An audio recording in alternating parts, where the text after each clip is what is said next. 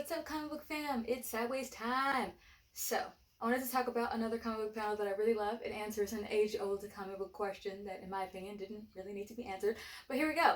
So, in The Flash Rebirth, one of the most important plot points is that Barry Allen has been missing for a while. In fact, he was unexistent from the entire time stream. In his absence, Wally West has been acting as the Flash, and when he came back, suddenly everybody had these time tremors. Everybody's been affected by it. Old guys like Jay Garrick, new guys like Bar Allen, and most of them have lost a large chunk of their connection to the Speed Force. That even includes Irene and Jai, who are real children that definitely exist. In order to figure out the source of the problem, Barry and Wally head to the place where basically everything that ever happens to Barry happens, which is his hometown. There's a freak lightning storm going on at the time. When they arrive, they see the Black Flash lying in a ditch. They get jumped by Saboteur's consort, and Barry touches her. So Barry Allen's been in a couple of fights in this series because when he came back, he didn't really want to talk to anybody because he was so worried that people wouldn't remember who he was and he didn't want to bother them, blah, blah, blah, hero stuff. So he's been fighting crime instead of talking to his friends and family. One thing that he notices is that when he does this and he touches them, they seem to dissolve.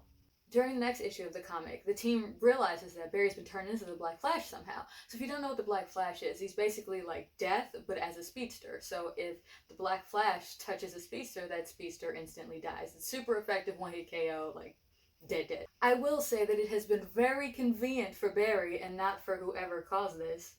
I wonder who it could be. That Barry's managed to only touch bad guys. Just only bad guys for this entire series so far.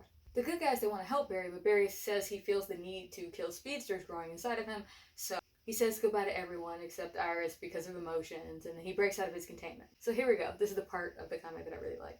So Supes decides he doesn't want Barry to sacrifice himself. He's all, I'm not going to let you do this. The League has lost people. I can't risk hurting anyone else, blah, blah. You've already sacrificed so much. This is a curse, not a blessing, blah, blah. We don't know for sure. You can't stop me, blah, blah. Then Clark says, I've raced you before, Barry. I've even won some of those races. And Barry says to Clark's entire face, those were for charity, Clark.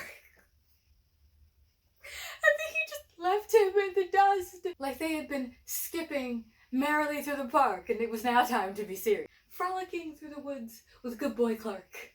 He just dusted him. Bro, he ran off faster than the length of the Batman v Superman fight in the movie. Barry left Clark looking like Marv at the end of 8 Mile. My man's left Clark going, gee willikers, that man's fast. Barry smoked him like it was Too Flash, Too Furious. Okay, I'm done.